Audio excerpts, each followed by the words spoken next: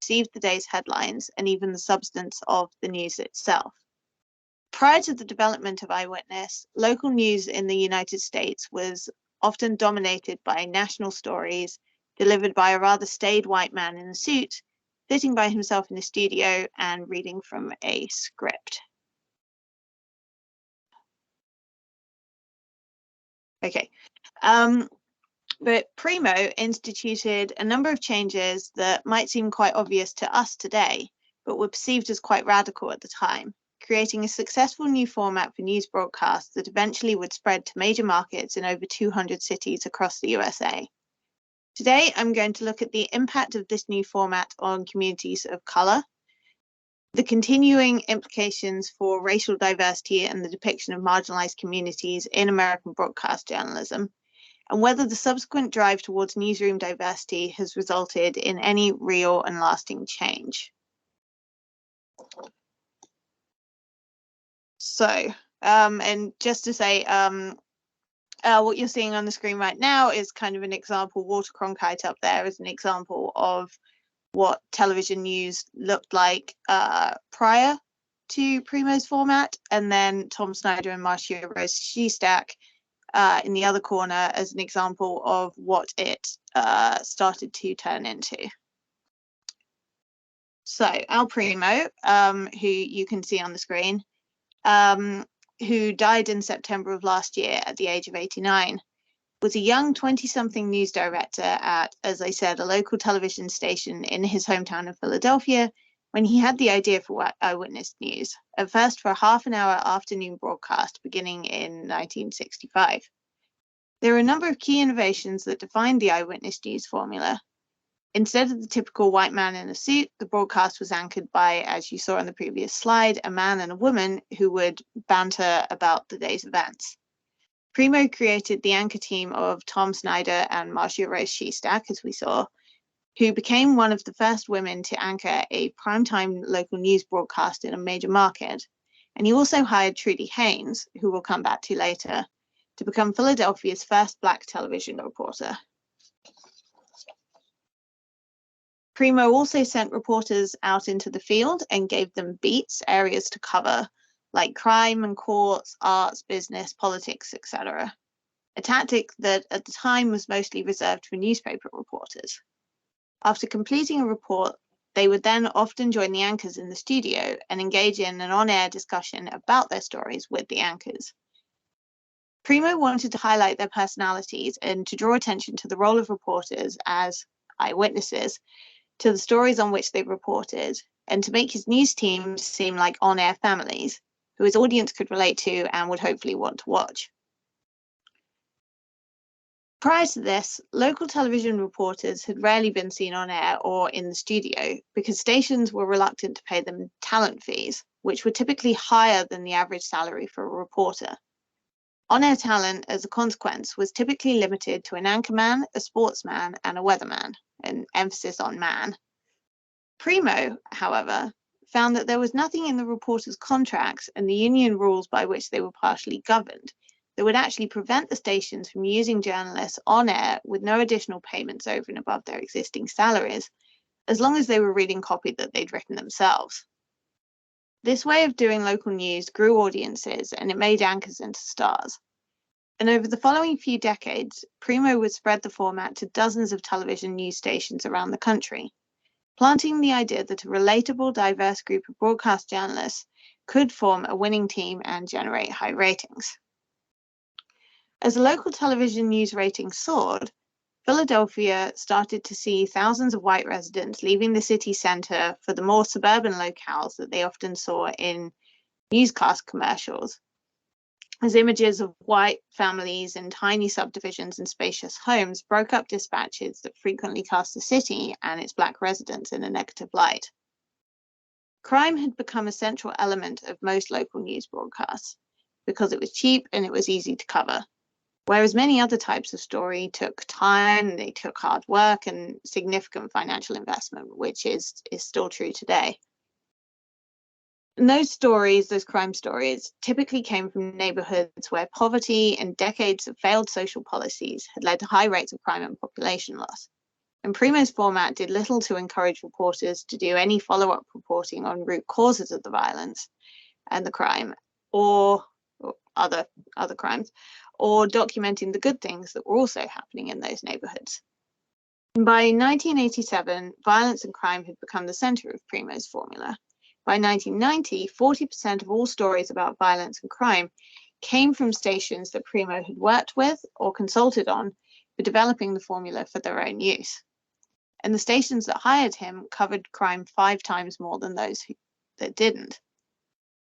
Even as local and national stations accused each other of sensationalizing coverage of racial disturbances, these news formats that undervalued depth and privileged drama, otherwise known as infotainment, continued to spread, and there was little incentive for the networks to course correct. The format's shallow coverage fed into and perpetuated the notion that Philadelphia's troubles were endemic and unsolvable. And while revenue and ratings climbed at the networks, they failed to fully explain the issues such as growing poverty, police brutality, and the exodus of industry in short, entertaining news bites. The coverage of predominantly white suburban areas, however, was very different. It offered a more balanced view of what it meant to be white, where Black communities and audiences were rarely afforded any such nuance. Multiple studies have since indicated that local news at the time had a crime problem, and that it was drawn along racial lines, and that this focus on violence and crime influenced approaches to policing and incarceration, and were likely to be responsible for the belief that people of color committed more street crime than white folks, despite a clear lack of statistical proof. This focus on crime stories that disproportionately represented Black folks as perpetrators and victims of crime had a negative impact on perceptions of the Black community. However, Primo continued to believe that his format did offer a public good, a newsroom that looked more like local communities in America. So he began meeting with civil rights leaders in Philadelphia to discuss the issues with the station's coverage, and through a series of monthly meetings, came to believe that there was a need to diversify the newsroom, which at the time was still very much dominated by white men. Despite pushback from others at the network, Primo decided to hire Trudy Haynes, who had already made history as the first Black weather person in Detroit, and who you can see up on the PowerPoint. Haynes, who died in June of last year at the age of 95, was born Gertrude Daniels, but was affectionately known as Miss Trudy to many. Prior to her time in television, Haynes began her career as an advertisement model and was the first African-American poster model for Lucky Strike cigarettes. She spent 7 years at a radio station in Michigan, where she started as a receptionist and worked her way up to become editor of a daily program for women. When she was first hired at Eyewitness News, Haynes found that there was actually very little coverage of the Black community at the network at all. But that when Black folks did make the news, it was typically negative coverage, centering around accidents and murders. According to Haynes, the newsroom didn't set out to look for those stories, but when they broke, she was often assigned to cover them, and it became obvious to her that the station needed more journalists of color to cover non-white communities in more depth. By 1967, anger over racist policing and inequity was exploding all across America, and protests were held in over 160 American towns. In response, then President Lyndon B. Johnson ordered the creation of a task force to examine what had led to this point and how it might be remedied. This was called the National Advisory Committee on Civil Disorders. The committee devoted an entire chapter of its report to the media's role in the unrest, and determined that while television and newspapers had, and I quote, made a real effort to integrate Black leaders into their coverage of the civil rights movement and to report fairly, they'd missed the mark when covering the racial uprisings, exaggerating violence and failing to accurately capture the tone of events. They argued that the media had failed to report on the specific causings of the uprisings, and that white Americans were being conditioned by newspapers and by television news to understand and expect a false image of Black society in the USA that was without proper societal context. Black folks and other people of color were subsequently hired by newsrooms across America, and pioneers like Trudy Haynes took on and continued to take on personal responsibility for representing their communities with balance and fairness. And recent research has shown that this has been effective to a certain degree. American television newsrooms have grown more diverse over the last 3 decades in respect to both race and gender identity. For example, this was the first year, 2023, first year in the history of television news in America that all local and I think national television newsrooms are run by women. However, an increase in diversity in newsrooms doesn't necessarily conform to an increase in the diversity of news coverage, nor does it necessarily ensure that the framing of such coverage is unbiased and free of negative stereotypes of marginalized peoples. Not only does mere inclusion not necessarily guarantee accurate and meaningful representation, it does not mandate that such inclusion and representation will be intersectional. Many diversity initiatives are somewhat myopic and may therefore risk replicating certain oppressive structures, even while functioning to combat, to a certain degree, others. For example, an initiative to recruit Black journalists may increase representation of Black folks in the newsroom, but only those who are gender privileged, for example, Black cisgender men, and/or class privileged, for example, upper and middle class Black folks, if it doesn't consider intersectionality in its recruitment practices. And finally, the financial drive to push sensationalist coverage and themes of conflict, not just in the subjects that are reported on, but the way that they're reported, often arguments, via arguments between panelists in a studio, which I've pulled together some examples here from across the spectrum of different kinds of news broadcasts in the US, and channels that are seen to have different political leanings as well. They all use this kind of format. This drive really still remains, especially with the advent of cable news and 24-hour coverage, not to mention organizations like Fox News, which deliberately push these kind of narratives to play to their audience base and to keep partisan viewers hooked on their content. Moreover, asking folks of color to take on the task of rectifying the coverage of their communities often requires a great deal of mental and emotional labor. And many folks of color have found that getting a foot in the doorway is often not enough. They're still required to tailor their coverage to a white editor or producer and to a white audience. Inserting people of color into a system built on inherently white supremacist values, ideals, and modes of working doesn't necessarily change that system in any fundamental way. It just changes the demographics of the people existing and working within that system. And they may not be able to operate within that system without adapting their ways of thinking and working to fit its established norms, therefore potentially reinforcing the very ideas that they were brought in to challenge in the first place. Real change doesn't necessarily take place until that change happens on a systemic level, until the system itself undergoes change. Inclusion and representation are incredibly important, but in many cases it's likely that they're just one small piece of the puzzle. And I'm just going to leave you with this quote from a recent interview with the Columbia Journalism Review with Dr. Lector Crittenden, who crucially is himself a Black man, the current Director of Inclusion and Audience Growth at the American Press Institute. And he said this: "At my last newsroom job as a police and courts reporter in upstate New York, a Black pastor came up to me one day and said, to paraphrase, 'You're racist.' At first I was like, what do you mean? I'm the only Black person in the newsroom." But he was critiquing my coverage. And he was right, because my work was perpetuating stereotypes about African Americans on a regular basis. For instance, some of the only coverage of communities of color was covering crime. It's not enough for me to be African American in a newsroom.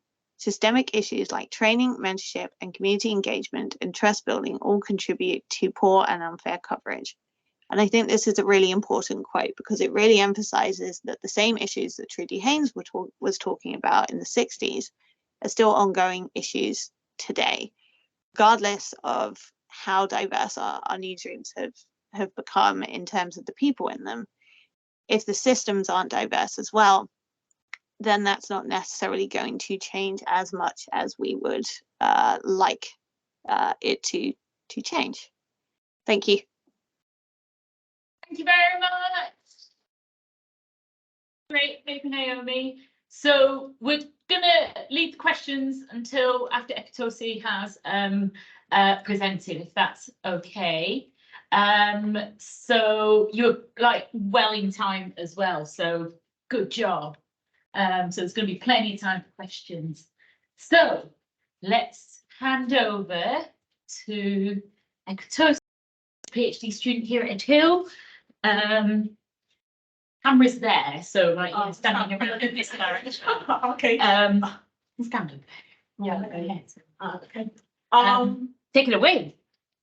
You can see my topic is divided responsibility, a new approach to responding to televised human suffering. I'm a PhD student of this beautiful university, and you know, they said when a dog, I don't know whether you've heard this assertion that when a dog bites a man, it's not news, but when a man bites a dog, it becomes news. If you have never seen a man bite a dog. That is to tell you what television journalists look for in terms of news reporting. So they look out for something, talking of figuring certain kind of emotional response, certain kind of action. And that is why in today's television, disaster and human suffering have become a current theme. It has taken center stage, and these images are attached with, these news are attached with images which kind of serves as authenticity of the information that these journalists share to television viewers. And then when these images are attached, it takes our audiences into intimate details of what disaster victims are passing through. We become witnesses to what they are passing through. We can tell the number of victims involved. We can tell how they acknowledge their teeth. We can tell the hopelessness in their eyes. And the audiences are actually challenged when they are confronted with this kind of image to react and take action towards alleviating the suffering of the victims of this disaster. However, studies have been done, and mostly not empirical in the past. And these studies seem to say that audiences are beginning to suffer from what is termed compassion fatigue, a situation whereby they are tired of responding to human suffering. And another study done by Bushman and others also said that shocking images of disaster are no longer shocking to audiences anymore due to constant bombarding of audience with these images. They are tired, maybe they have become emotionally stiffened towards these images on their television. However, this was not empirically grounded. Some studies have come to counter this argument. You can see from Marakira Kadu, Hoja, and all that have done studies to counter this argument, showing that audiences are not suffering from compassion fatigue, nor are they not shocked when they see these images on their television screen, that audiences are actually moved emotionally, either sympathizing with the victims of disaster or taking action in terms of sending relief materials to the victims. You want to do something? Yeah.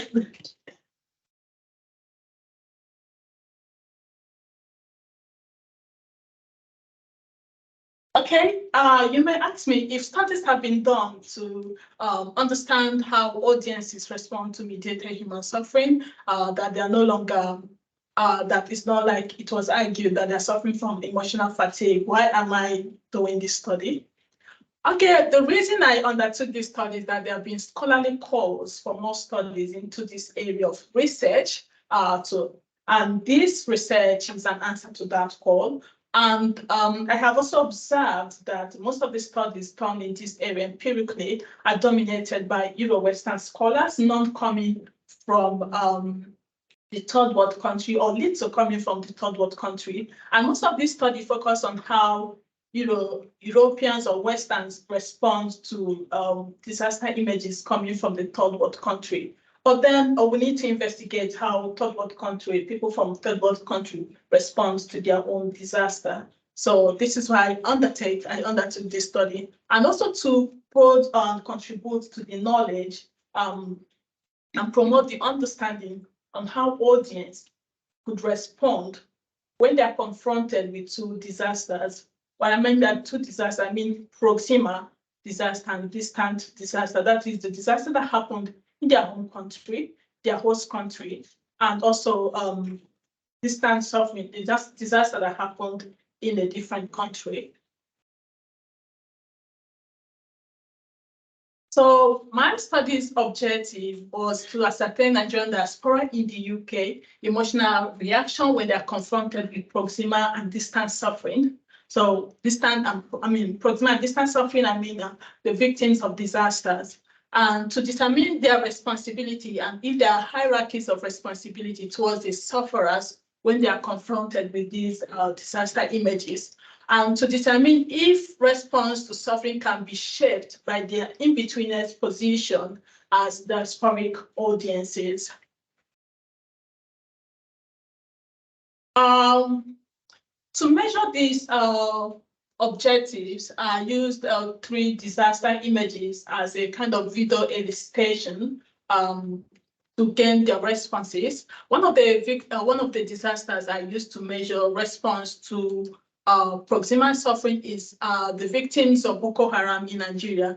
This measured their response to cultural proximal suffering on the national level, and I used the Haiti earthquake to measure response to distant suffering. I'm measuring the kind of physical distance between audiences and the disaster victim. And I used the London Grenfell fire. I used London Grenfell fire disaster to measure response to physical proximal suffering because they live in the UK. So actually, this disaster is quite close to them. So I just wanted to know if the in-betweeners position interfere with this disaster. And the methodology, to get detailed answer to my objective, or to my research questions, my study was underpinned on critical realist philosophy, and then I used which support flexible approach to finding answer to research question, and I used mixed method approach, a kind of convergent parallel mixed method, a situation whereby you generate your data concurrently, both qualitative and quantitative data concurrently. So what I did when I was doing my data collection was when they were watching these images of victims of disaster, I distributed my questionnaire to determine their emotional response as of then. And then after they finished watching the images, we went on to discussing in detail how they respond, what triggered their responses, and all that. And like I said, the studies population are Nigerian in the UK, and Nigerians in Nigeria, but that's a different aspect. So the sampling approach adopted was a covenant approach. So this was done through snowballing because I do not know much of Nigerians in the UK. So I had to use my first contacts to get more people participate.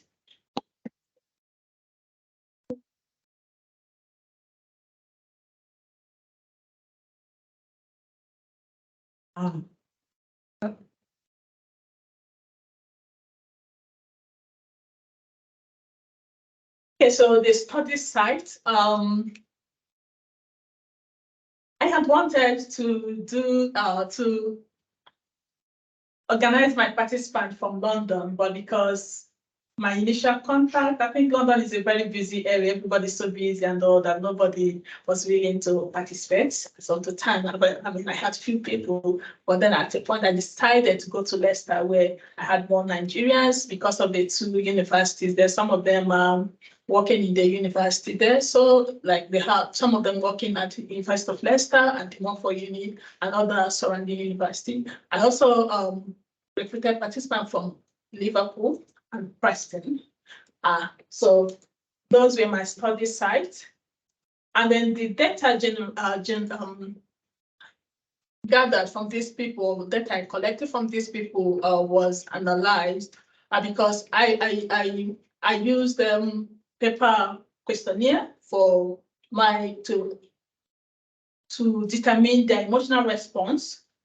So I had to use SPSS to analyze the quantitative data, whereas the qualitative data employed thematic analysis using the Breman's 6-steps analytical method. And these data were, because I said I used the confidence mix method, so the data was integrated during the presentation. Okay. And here is the finding. So in terms of response to mediated human suffering, I found out that Nigerian diaspora in the UK experienced emotional contagion. What I mean by emotional contagion was seeing the victims who are suffering on the television triggered a certain kind of emotional response. It made them feel sympathetic, and especially when the victim is a child, so they feel like, oh, this person is so is still a minor and is passing through this kind of situation. So there was this emotional contagion. And then in terms of and this was a kind of let's say in hierarchy. So they felt emotional contagion to victims of disaster in the UK and distant sufferers. But the disaster victims from their home country, they showed less emotional contagion, and there are so many reasons why they did not show much emotional attachment or emotional response to these victims. One of the things they considered was the time of the occurrence of the disaster victims. The time of the occurrence of the disaster. And I think I jumped something. Sorry, I need to go back. But I really need to capture, yeah, sorry. These were the, talk about this, right? Yeah, it's all right, it's all right. Take time, don't worry. Okay, so like I was saying, there was emotional contagion among the audiences and among my research participants, and they showed more emotional contagion to disaster that happened in their host country, which is in the UK, and also disaster that happened in a distant country, which is in Haiti, and then in their home country, their national country, they showed less emotional contagion. And this was triggered by the time of occurrence of the disaster, due to political reason and personal experience. According to them, the time of the occurrence of the disaster was during political transition. So the disaster may have been motivated by for political gain and all that, because then the former president then was trying to transit, and then the new president was a kind of doing all he can to gain power and all that. So felt that it must have been something must have triggered that such disaster. So because of that, they had little sympathy for the victims. And political reason, they felt that the nation has not been good to its citizens. They do not care about the people. So if they do not care about me, why should I care about what happens in the country? So because of that, they were like, no, they should just face their consequence. I cannot feel pity for them. So they should take responsibility for their action. For personal experience, they felt that they've had a lot of this kind of I've seen a lot in terms of disaster in the country that nothing has been done by the government. They've seen disaster victims in terms of flooding. They've seen a lot of it. They've even been one of the victims of such disaster, so it's not new to them. So because of that, they did not show much emotional contagion to victims of disaster in their home country. Yeah. So another finding was divided responsibility. Okay, for the victims of faraway disaster, which is in Haiti, and the victims in the UK, they offered to create awareness through social media to donate relief materials to the for the victims. And yeah, in the UK, they also offered to donate host material if such kind of situation occur again. But for their host country, they offered prayer. And when I asked further, why offering prayer for the victims in your home country?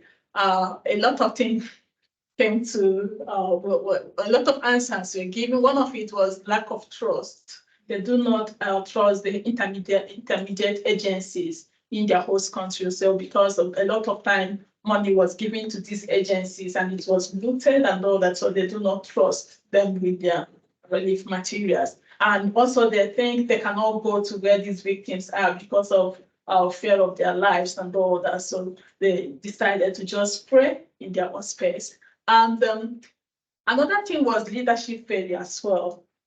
They felt that it is the responsibility of the leaders to take care of their masses.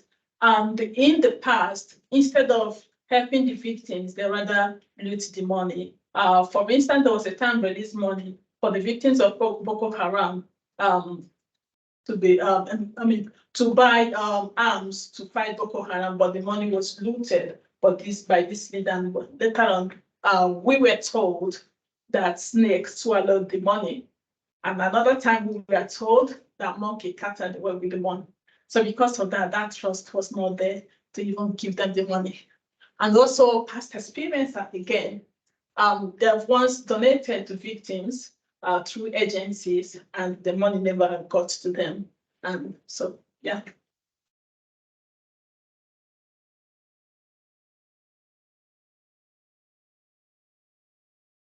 Yeah.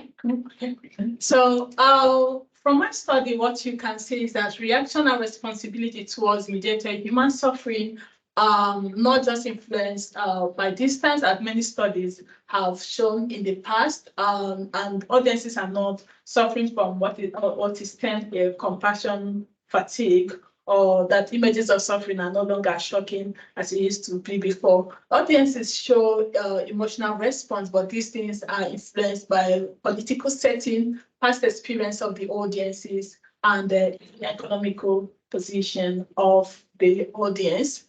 And also prayer has become a responsibility towards mediated human suffering. Even though they've decided not to offer something to these disaster victims, it means that they actually include these victims in their moral conscience. They really want to help, but because they do not know how to help, that the help they will render might not get to the victims, they decided to just offer prayers. So recommendation. So far, I think more research needs to be done in terms of how the third world countries respond to their own disasters. So more research is needed from this country to know how they situate themselves and take responsibility when they are confronted with their own suffering, particularly from Africa. Okay, because we just study have come from this place, and while researchers are not calling in this part is what I do not know. Okay. And another one is the use of this disaster may have been, this study may have been limited by the kind of images of disaster used, because I use different kind of images. Perhaps if we use one kind of image, maybe like fire disaster for the three responses, maybe we'll have a different kind of result or the same. So I don't know, but because different kind of disasters were used to determine their response, so they may have been a little bit of, but maybe if another approach is adopted, so there might be disparities in the responses. So, yeah, I'm a bit quick. Thank you very much. You've not got your quick at all. Thank you so much. This is all great. Right, is Naomi still with us? Yes. Awesome. Okay, so sorry, Ekwutosi, could you come to the front so we can ask questions? Yeah, I know you want to come and hide, but we've got there's questions galore, I think. No, take a seat. Yeah, you don't need to stand. Yeah. Okay, I'm going to move up. I'll sit here with you as well, just in case you feel by yourself. So I'm going to open up to the room and say, like, are there any questions? You know, Sammy, if you've got anything as well. Is anyone got any questions to anyone? Yeah. I'll start because I'm about to leave. No, by all means. And this is to Ekwutosi. When you're doing your research, when you show different images, the Haiti suffering, the London one, and the other one, Boko Haram. Did you find out if there was different, emotional outburst when people watch these particular images? Because I assume if in Nigeria, you're more closer to what is happening in Boko Haram, but if you're not so sure of where it is and maybe what even happened in London, was there that differences? Did you find this proximity suffering kind of different depending on the particular image that your participants viewed? Did that come out in your research? Yeah, of course it did. What I found out that in terms of distance suffering, the nature of image used during the disaster report actually triggered responses. For instance, for the Haiti earthquake, they used pregnant women who were victims and children who were also victims. They really showed it on the TV screen. And this actually triggered response. They felt sympathetic and were moved, especially when it was said that there's no medication or hospital to take these people to. So it really moved them. Like one of them here in the UK was like, yeah, I wish if I see an organization that is still collecting relief material or something I could pay for medication for these people, because this is disaster that happened in 2021. And then he felt that Haiti has, as a country, has suffered a lot because that was the second disaster hitting them after the 2010 one, coupled with the corruption in the country that really do not care about the victims. So they felt more for this distance, because one, it is a natural disaster. It was not man-made. They didn't plan for it, and then it just happened. So they felt like, yeah, I could help these distant victims. Well, for Nigerian one, which is the victims of Boko Haram, they felt that they were being sponsored by political leaders. So it's a way of milking the country, because once in a while they kidnap people and demand millions and billions of naira, and then the government pay this money. So they felt like, yeah, it's a way of kind of milking the country of their money. So because of that, they were like, because there was a time one of the victims was released, and then she was crying to go back to the captors and all that. But their mothers were not happy. They cried every day on the television and all that. So they were like, this is politically motivated and the country has not been good to us. So why should we bother about what is going on in the country and all that? And they felt that since the government has not been taking care of its victims, so I mean, her citizens. So we really do not bother. We've experienced this in the past and they did not care about us. So because of that, we are not going to care about them. And because it was political transition period, they felt that it was politically motivated. So because of that, they really didn't bother about it. Okay. For the one that happened in their host country, which is Grenfell fire disaster, because of the image used, because apparently they showed the fire, but the building burning and people throwing children, even though it was morally, unethical to show such kind of image, they felt very bad and they saw victims crying, they saw people looking for their children, they saw people looking for their brothers and all that. So that kind of triggered different emotional response, okay? So, like Nigerian one, they didn't really see the victims crying. They just saw where they were kidnapped and then they're in a particular place. They know they are no longer, they are minors. Yeah. Okay, they are less than 18 years old. So they were just minors kidnapped. They were not being beaten and all that. So they just kidnapped them, married them off to Boko Haram members. And then some of them have children and all that. So they felt they're in a better position compared to those. Yeah, so. And what images, so like following on from that, like what images did you actually show your participants? Was it news footage? Was it? Yeah, it was news footage. But where was the footage from? Was it like BBC or? BBC for, I used the BBC for the Grenfell fire disaster. Right. Then I used the CNN for the victims of Haiti earthquake. And I also used CNN for the victims of Boko Haram. Okay.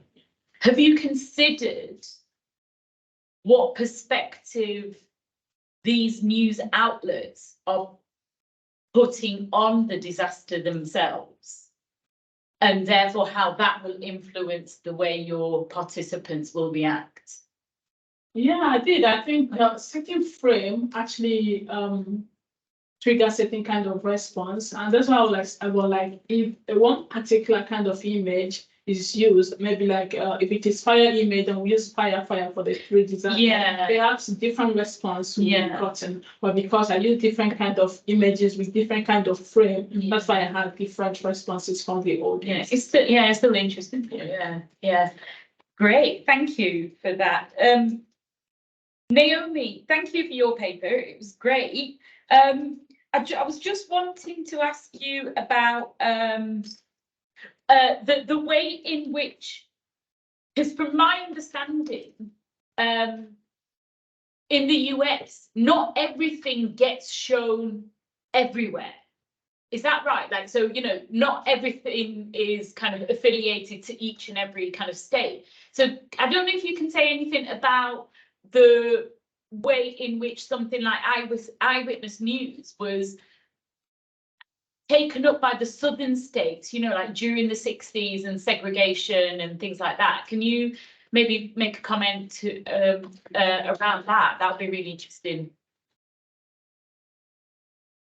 Yeah, sure. So I don't know specifically about the southern states, but you're absolutely right that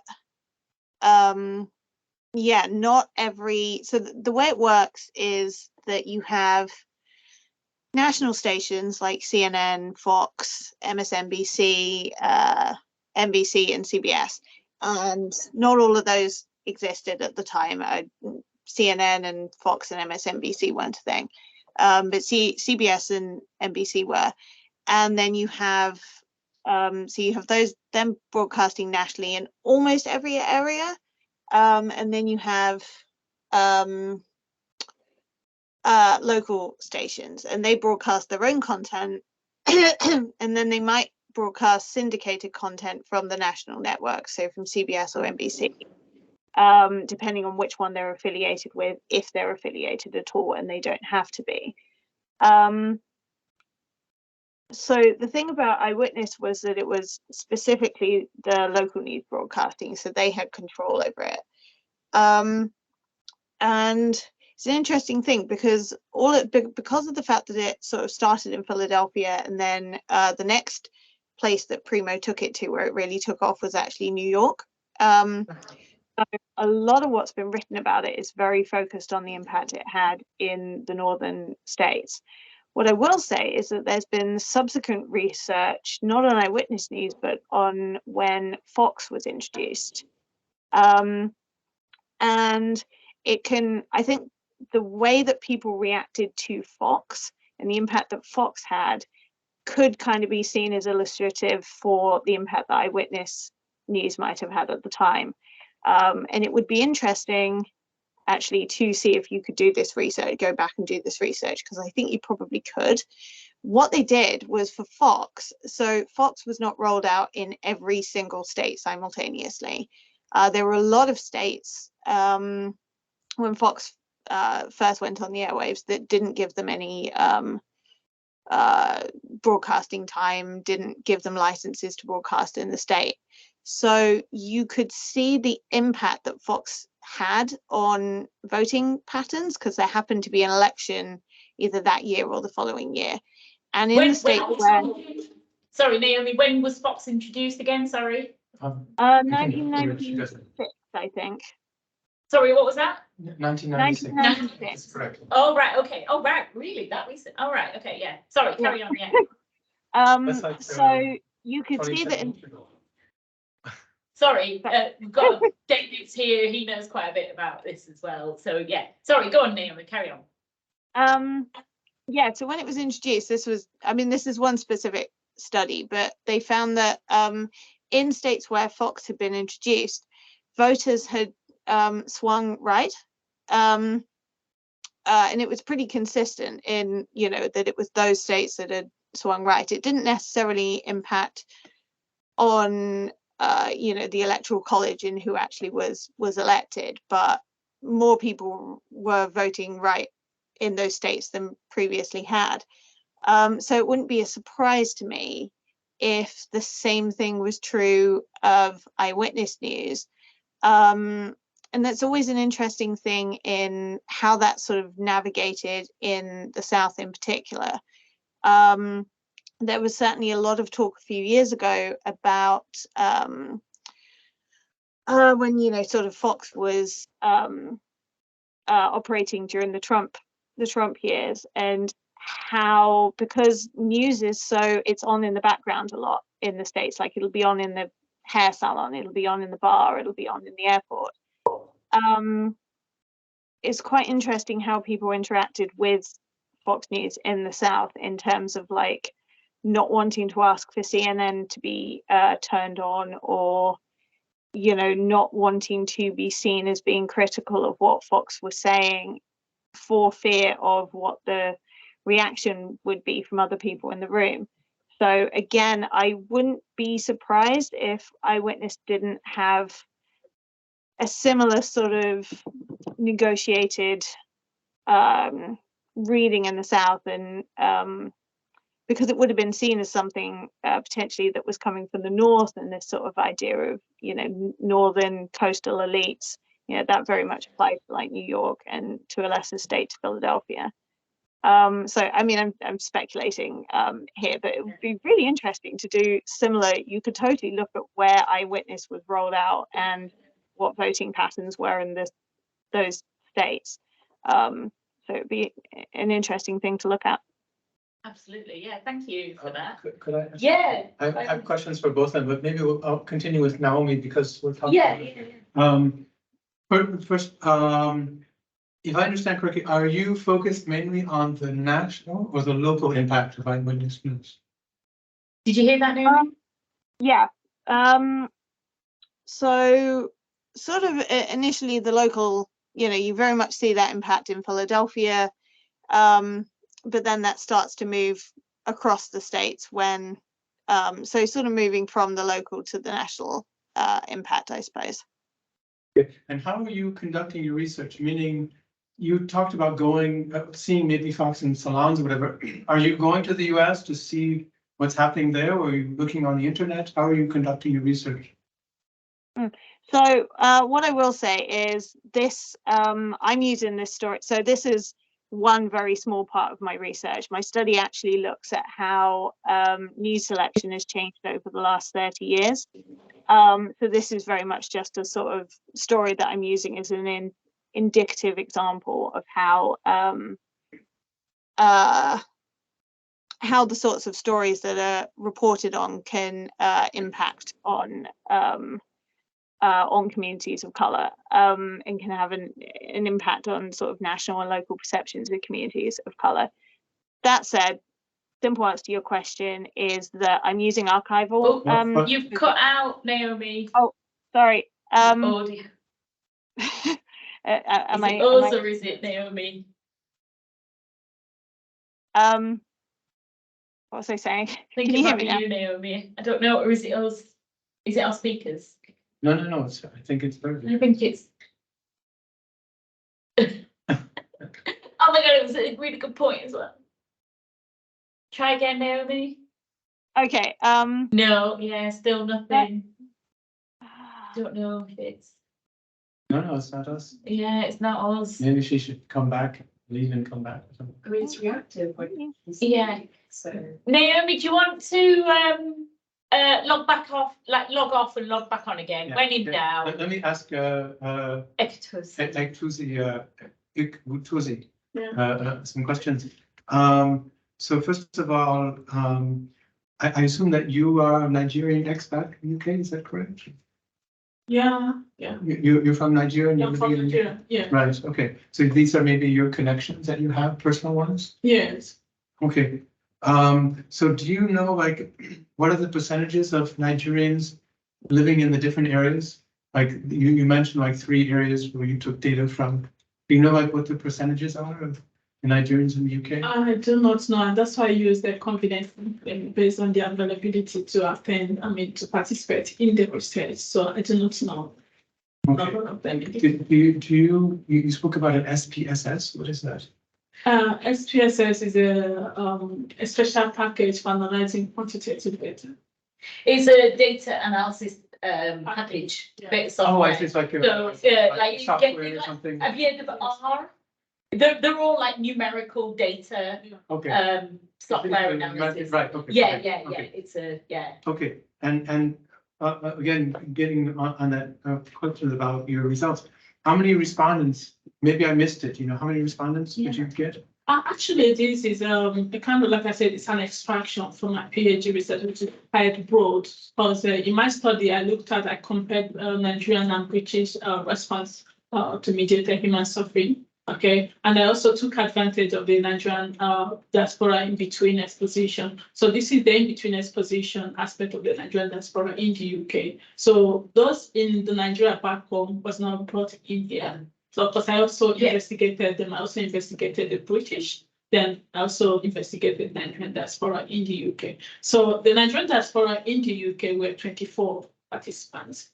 Because I did a focus group for them. So six. So how many groups you said? 4 groups. 4 groups, yeah, of six yeah, each, yeah. okay. And then in, sorry, just, Yeah, then in Nigeria, how many? Did you have? 36, right? Okay. Then the British participants, 36 as well. And did you, I'm not sure if you spoke about this in your presentation, but do you have like a sample of the questions you asked them, or did you say that orally, or? I didn't say that during my presentation. What are some of the questions you asked them? I asked them how, if the way the media presented the image actually helped them feel the certain emotional connection or the emotional, the way they're feeling about the disaster victims. That they elaborated, that especially showing the victims in a particular situation triggers certain kind of responses. That is for my focus group detailed question. I also asked them if they would take responsibility seeing the victims in such situation. That was measured by moral responsibility theory. I used to measure that to understand if media can actually trigger certain kind of responsibility among audiences. So I asked them if they can take responsibility having seen the victims in such situation. So which they answered. I also asked them if their value system have any kind of role to play. But value system, their upbringing, the cultural aspect of everything, if it actually triggers it should be how they responded. But majorly, their focus was on how the media presented the whole thing. So they prefer something that a kind of frames disaster like something, a kind of emergency kind of news, something like ongoing kind of news. They were like the Grenfell fire disaster was born in, and they saw the victims running head and scared and all that. So it triggered responses compared to that of the Quran. So yeah. Another question I asked, and there were a lot of questions which I can't remember, but it's just there. Yeah. So, but in my quantitative, more of like emotional, do you feel sympathy for do you feel sympathy then? How do you feel seeing the victim? Then I had option like pity, sympathy, less concern, and all that. So a lot of questions. Do you think the way the media presented it was good? Yes. Multiple choice, it's not free answer. No, I had choices. So they they had to check off something. Yes. Okay. Yeah. And what was the gender breakdown of your participants then?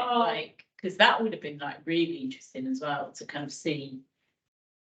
Because it was convenient, that wasn't really taken into consideration, but there was gender balance because in some of the sessions, the male were more, and then in some sessions, females. Right. So, okay. But it actually balanced at the end. Yeah. That would be really interesting to see what the gender response. And there were, of course, some neutrality of gender was.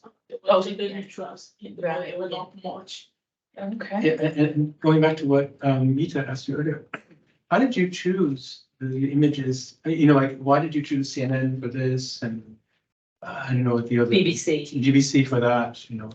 What I considered in my choice of video illustration was something that a kind of gained media attention that somebody cannot say that they're not aware of. Like you cannot deny you're not aware of the Bring Back Our Guest campaign, because actually the whole international. That's not what I mean. Okay, how about why did you choose CNN? Why did you choose BBC? Yes, okay, you chose Bring Back Our Girls. Why CNN? If it was that, why not BBC? Why not Al Jazeera?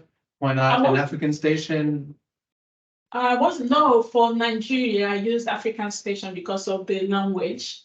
Okay, but for Nigeria diaspora in the UK, I used CNN because of some of them can't even speak their local language, so that's why I used CNN for them. But in Nigeria, I used their local broadcast. Sure. Yeah. But you if you had CNN or BBC or you still have the same language, it's in English. Right? Not all.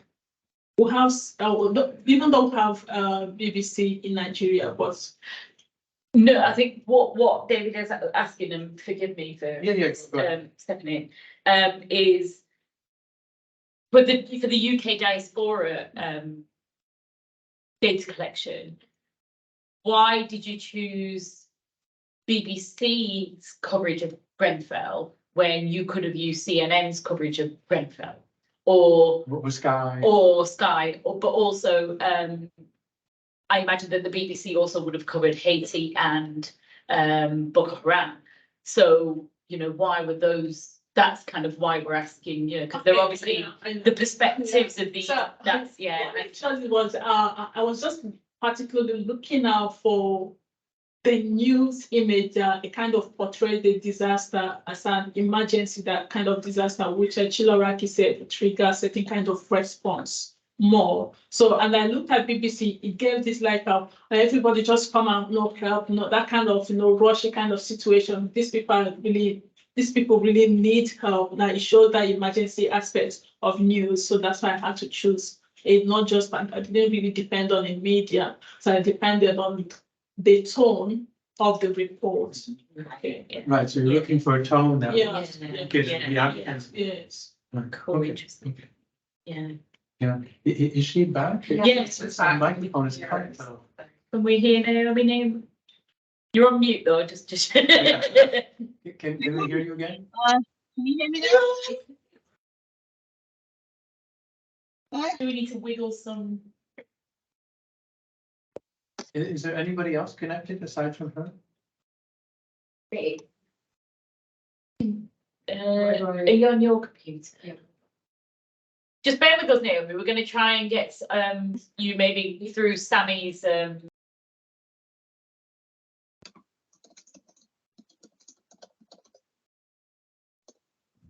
I can hear you through this one. Yeah. Yeah. Yeah. Okay. Yeah. We're on Sammy's laptop now. Yeah. Yeah. Okay. So what were you saying earlier, Naomi? Yeah. What was the question? It was how am I conducting my research? So yeah, you said that it was one sliver of a larger project that you were doing about news. Yeah, so I'm using this sort of story as an indication of why my research is important, I suppose. So I'm using it to sort of explain how, or not explain, as an example of how what types of stories are reported on can have an impact on communities of colour. And what my actual research looks at is how story selection in respect to stories about communities of colour in the US has changed over the last 30 years, or 30-ish years. And so I have gone to the US to do that work, but it's mainly been to access archival material that's only held in the US and is predominantly only really accessible on site. The Vanderbilt Television News Archive. Okay. There's another place in Wisconsin, Wisconsin Historical Society, that has a huge selection also. Just to give you some references, maybe if it could help you. And I think there's something else in UCLA also. I mean, I'm mainly looking at it because it's maybe a little misleading because I actually am looking at national news at the moment, but what I want to do is sort of post PhD is look at local news as well and expand that and look at a sort of wider range. So that's really useful. Thank you. I also wanted your opinion about the Supreme Court decision, about affirmative action. Are you following the news? Because this is about representation. Yeah. Yeah, no, I'm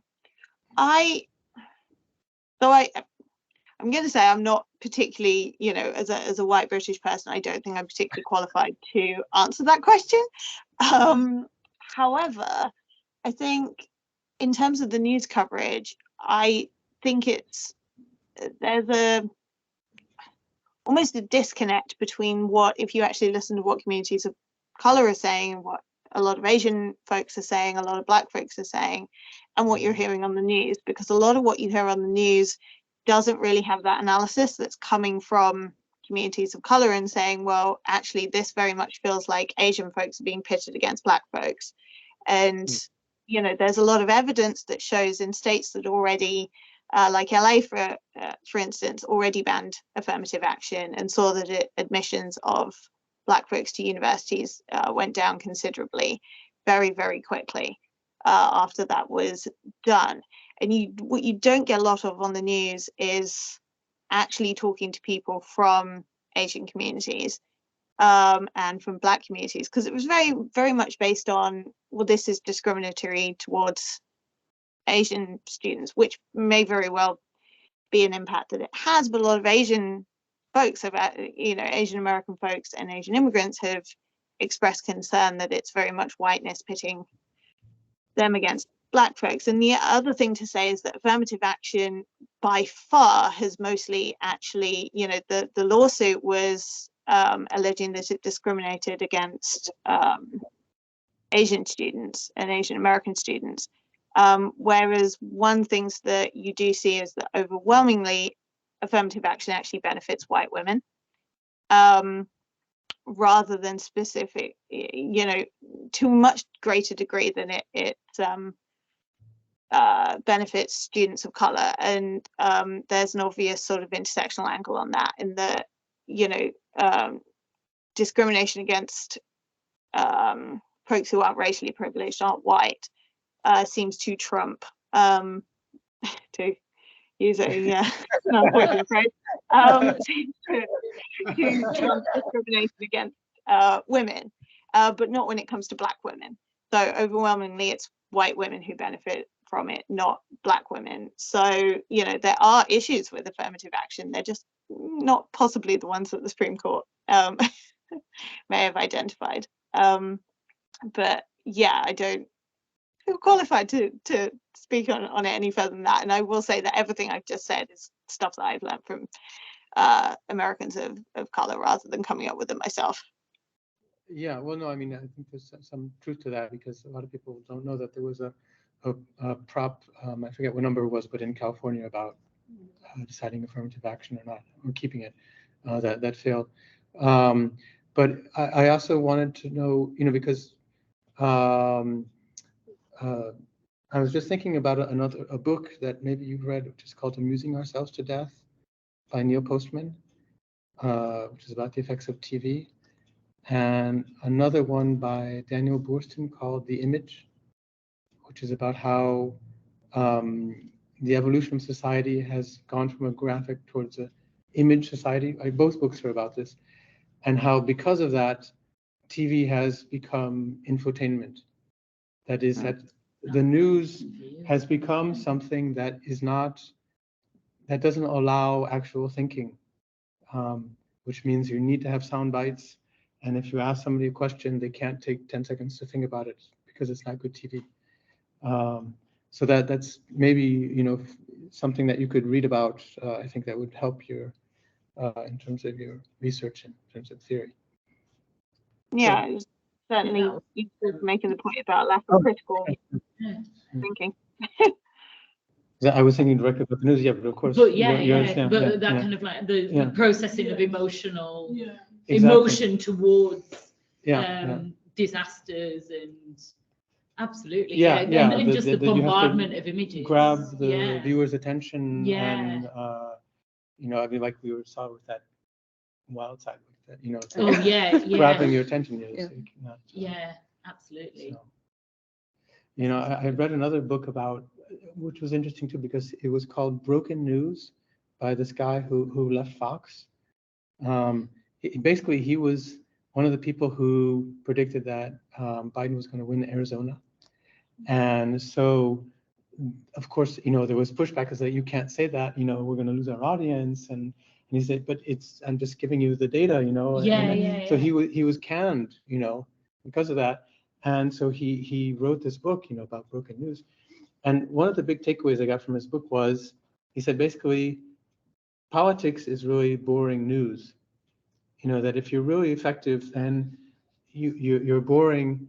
And if you're entertaining, then you're not as effective as a politician, because you're not really getting things done. You're just amusing people Yeah, I think that could be right. yeah. so again, something else also for you to Yeah. think about.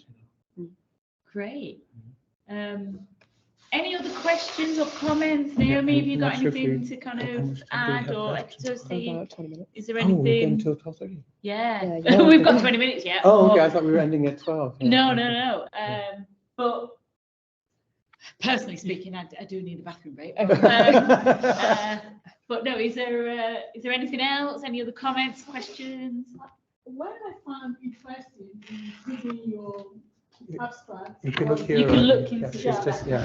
You can just get, there's only 4 of us. So. Okay. What I found interesting looking through your abstract was when you talked about that diversity in the newsroom doesn't really necessitate certain kind of effect from the audience. So I think that needs to be expanded, because You guys carry on talking now. like a black person can be in the newsroom and still frame another black person in a certain way that triggers, in a racist way. You understand? So it doesn't really matter. I like the argument, and yeah, I think it needs expansion. Yeah.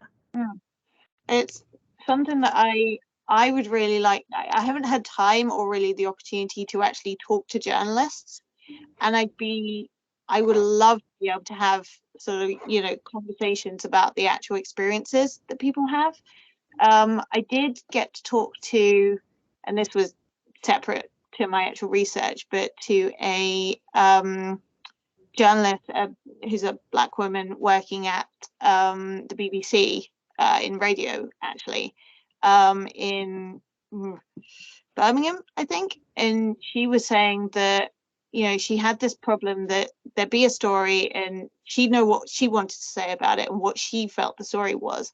But before pitching it to her editor, who was a older white man, she had to go back and think, well, what's he going to think the story is?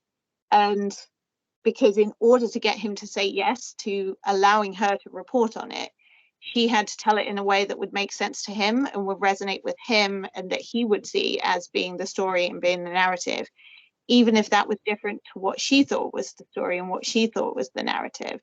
And so it would always end up still getting tailored to, because, you know, you have this person who's essentially a gatekeeper. So it's very much, you know, there's very much evidence that this is an ongoing problem.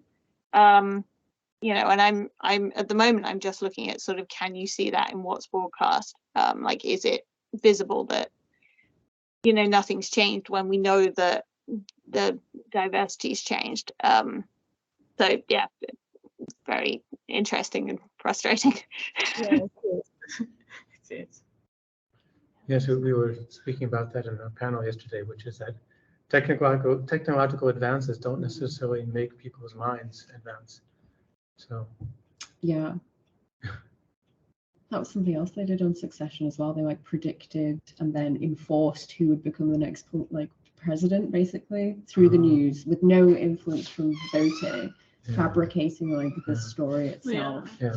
Well, there is, you know, there's a Very bit of engaged. agenda setting with the news. So you know, that was one of the critiques of Michael Moore's Fahrenheit 9/11. I mean, afterwards, to what extent, you know, but that how Fox, you know, apparently called the election in 2000 for Bush, and then the other news programs, you know, sort of like, but going back to also the guy who got canned because he said basically that, you know, Trump lost Arizona, and they were sort of like, well, we can't say that, and they said, yeah, but it's like, this is the data, you know, and so the idea that they're just trying to create, and Karl Rove actually said something about this too, which was that when Bush won in 2000, he said, well, you're now just academics, you know, and you can make analysis or whatever, but we're actually going to be the ones who are going to determine what happens and where the power. I mean, luckily he was proved wrong, you know, because you know, in 2008 McCain lost, but you know, I mean, it was this idea of that, oh, well, now we can just project what we want. Playbook in 2020, which is Steve Bannon said this, well, doesn't matter who wins or not, we're just going to declare that we're the winners, and therefore this will, you know, create this kind of perpetuating. You know, I go back to this book called The Image by Daniel Boorstin, which is a very important book. And he talks about how we live in a world which has been mediated by so many different things that we're divorced from the actual substance, and we're just living in this kind of, you know, shadow of a shadow. Well, it's kind of going back to John Berger as well, isn't it? And the ways of seeing and that kind of, you know, perpetuating of the image. Where is the original image now? I suppose that's kind of also tapping into simulacrum and all of that kind of stuff. That's the one. So it's all kind of, I always forget. So there is this kind of mediation, and like now we're in such a media saturated, well, we've always been in a media saturated world, but it's kind of even more so, isn't it? Kind of bombarded. And then Ekwutosi, with your project, the emotion kind of nullifies the remove of mediation, and you know, I was part of your project. I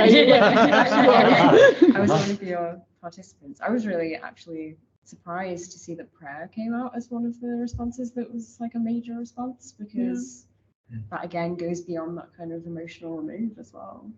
Could you tell us about prayer? Because that was one aspect also of your presentation that I want to know more about. Okay. Because that didn't come up in our conversation at all. Like, no, it didn't. No, it came up. It came up from the Nigerian aspect. The British participant actually watched 2 images. That's the distant and proximal. Whereas Nigerian diaspora watched 3 images: distant, which I measure their physical distance, then national proximity, which is Nigeria, then physical proximity in the UK. So that's 5. So the prayer aspect came out because they really do want to help the victims back home, but because of lack of trust when it comes to the intermediate agencies, like the people, charitable organization in Nigeria, they felt if we are to give them something, the money might not get to them, or whatever relief material we give to them might not get to them. And then the leaders at the other spectrum, where even if you give, they will have a way to loot the money. Most of the United Nations organization have given them something in the past and they looted it. So our own will be little compared to what they have looted in the past. And then they felt that the disaster is political motivated. So, and because they cannot go to where this disaster happened to kind of show solidarity or wherever. So they felt the only thing we can do is just to stay back, pray for them. But is prayer categorized as an emotional response? Yeah, of course, because it's actually shows that they actually feel what they're passing through. They actually feel sorry for them. They feel pity for them. But then we cannot do anything to help you rather than But I wonder if also that's a cultural thing. Like, I mean, how many British participants would have turned around and said prayer? Well, there's like I presume more Nigerians are followers of Christianity or Muslim, and therefore some British it's the same with Indians and like Hinduism and things like that as well. Like I could. Like when things happen in India, that was the other thing I was going to ask you. Like, what generation are your diasporic participants. So I'm second generation Indian from here in the UK. Okay. And I'm dubious about sending money to India when something happens because of the ideas of corruption and how much will actually get to the people who need it.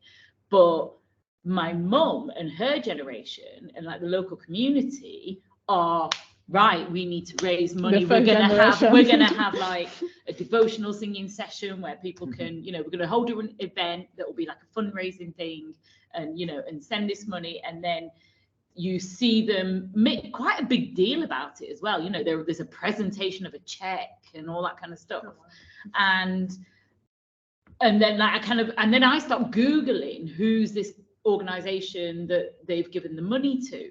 And also in India, you've got this right-wing Indian Hindu fascist government really at the moment.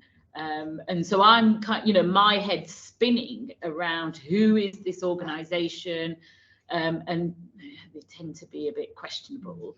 And so, yeah, so I'm always quite dubious about like I'm with the Nigerian diaspora here. Like I feel like there's quite a lot of from the global South diaspora communities. Like I feel like there is this distrust, lack of trust. Or at least with quite a few certain generations actually as well.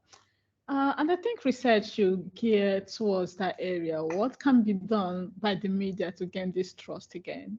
You know, it's quite well. Sorry, I was just going to say though that also I think that the way that disasters in India are tapped into the Indian diaspora here is because, and this is purely anecdotal and purely based on my lived experience and what I have seen in very unofficial observations, is that here in the UK now, there are certain, especially from the first generation, the majority of media that they consume now is Indian transnational television.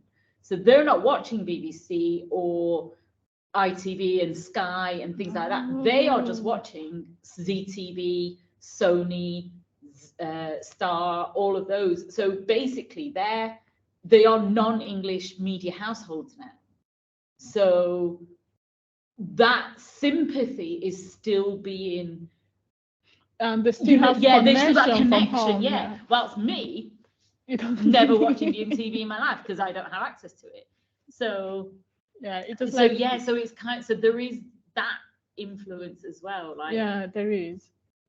So it's such a minefield of things to look at. Like the fourth generation of a diasporic audience from Nigeria that were part of this research. Some of them I really feel pity for them, but because of my past experience, I cannot help.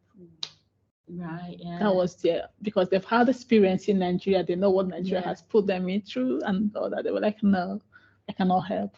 But then the second generation were like, I've had a lot of corruption. Is it the same Nigeria that monkey carted away with billions of naira? Is it the same Nigeria that snake swallowed money? Oh no, I can't do that. No, that kind of thing. So it gets passed on through the generations, doesn't it? So I think upon the completion of this PhD research, I'm gonna do extract that data, generational response to mediated human disasters. I think I'm going to extract that. Yeah, absolutely. And then for the British participants, so those who were Christian, because I had some participants from my church who participated, and then their responses were based on faith. What is the breakdown, by the way, of the respondents in terms of religion? They were combined, but I had little mixed people in Christian. So, but when I went to Leicester, none were Christian. They were just neutral when it comes to Christian. Atheists? Well, agnostic. Agnostic. That's the word. Yeah. What? Agnostic. I can't remember if you asked about religion on the. No, I just consider that doing. No, that's interesting and important maybe to include, because you talked about prayer and this kind of currency. you do need to, you know, I would so- say. Yeah, I I would think advise what that. I intend to do is upon the completion of the research, doing like publication of all those yeah. things will come out. I will look at the religion aspect of it, then publish. Then I will look at I'll look in terms of comparing because I did in Abuja, Nigeria, where that is predominantly Muslim Right, yeah. city. So I could also get their response and compare it to the Christian zone, because in Nigeria, you know, a certain region is known for their religion. So in the north, they are known to be Muslims. Then Right. in the southeast, they are majorly Christians. Right. So I could get data from there, then combine Yeah. it and be like, this is what the Christians view, and this is the Muslim view. So I think just a quick question. I'm going to wrap this up now, but a quick question for both of you, which I think is also really important, though. Your positionality with this. So Naomi is a white British, I'm going to say woman, but please correct me because I made that mistake yesterday. And a person. That's one. Thank you. You know, like what's your positionality with this? But then also with yourself, Ekwutosi, about your positionality. If you do follow a religion, how are you? I think this is something that when I was doing my research, I should have. It was a bit late when I considered this, but I don't know if there's that kind of. Are you addressing this somewhere in your PhDs? Because I would think it's going to be really good, really important perspectives as well. our perspective as researchers. Well, but also your positionality as a Nigerian, again, I'm presuming woman, forgive me. Are you a diasporic woman?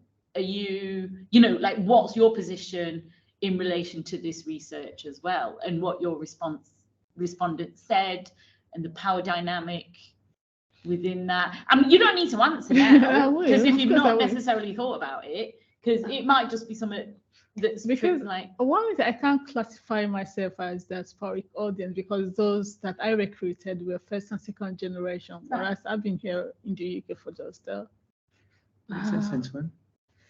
I did my master's here at Uni Leicester, so went back and then came back for my PhD. So I don't think I should count the time I did my master's. So yeah, just 2 years. Okay. Because this is the second year of my PhD, so moving to third year, isn't it? Yeah, we are moving to third year. So I can't count myself as a diasporic audience. And having not been in Nigeria for 2 years, I can also say I will take Nigerians' position as well. So I'm just neutral when it comes to this research. I'm just a bit neutral. I don't know. Maybe I will consider it. Yeah, think about it more. Naomi, would you like to come back? Yeah, I mean, I think about it all the time. My position is, I'm coming from it as someone who's worked in journalism and worked as a journalist and has been studying journalism for quite a while. But I am very aware that it's not just that I don't have sort of cultural proximity in terms of being British, but as you say, the main groups that I'm looking at coverage of are Black folks, Indigenous folks, and trans folks, and I don't fit into any of those categories. I know a lot of people who do, but that doesn't mean that I have a full understanding of what it means to be an Indigenous American in 2023 or in 1992, when my sort of period that I'm looking at begins. So I'm constantly having to ask myself, well, why am I interpreting it this way? Does this make sense? Is there a way to sort of, because a lot of the time I'm looking at things like language use, and my interpretation of what is appropriate or inappropriate isn't going to necessarily be the same as someone else's. And I'm very conscious also of not treating sort of Black folks as a monolith, or Indigenous folks as a monolith, or trans folks as a monolith, because what a Black person from Chicago finds offensive, a Black person from Alabama might not, and vice versa. Or they might think exactly the same, they might think the same but interpret it in different ways. So I'm constantly sort of thinking, well, how do I integrate some consideration of what my positionality is, what my perspective is into my research design, and how I'm, you know, looking at these things and interpreting these things. And I think that's where something like intersectionality is really useful, because it gives you a sort of framework to work within and to define things. Sorry, my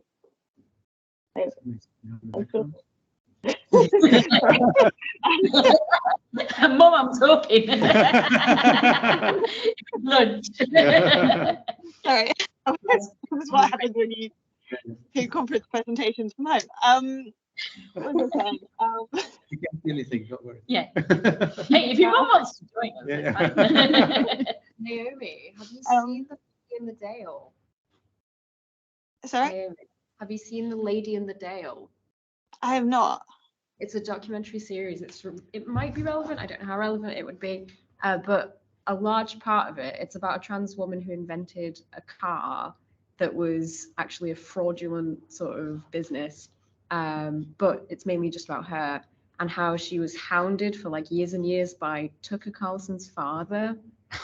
It's fascinating. It's really, really well made. It's very, very like well produced. It's made by trans people. I'd recommend it just Wow. for a watch. Like it's really good. It's like, I think it's 4 or 6 parts.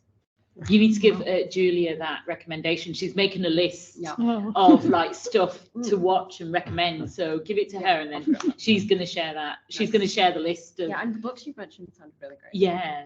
Oh, yeah. Yeah. No, I mean, I just, my own readings, you know, that, but, and, you know, Kimberly Crenshaw. Yeah, like Yeah, Kimberly for Crenshaw, sure, like God for bless. sure. God bless her. And all she does. Yeah.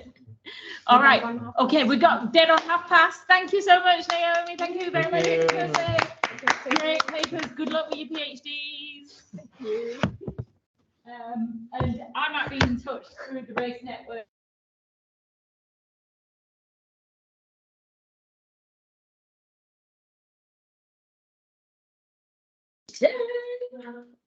All right, that's my chairing activity done for today. For today. And You're then I've supposed to got. be in tomorrow, isn't it? I'm doing something else tomorrow. I'm leading some big workshop tomorrow that Elka's got me involved with.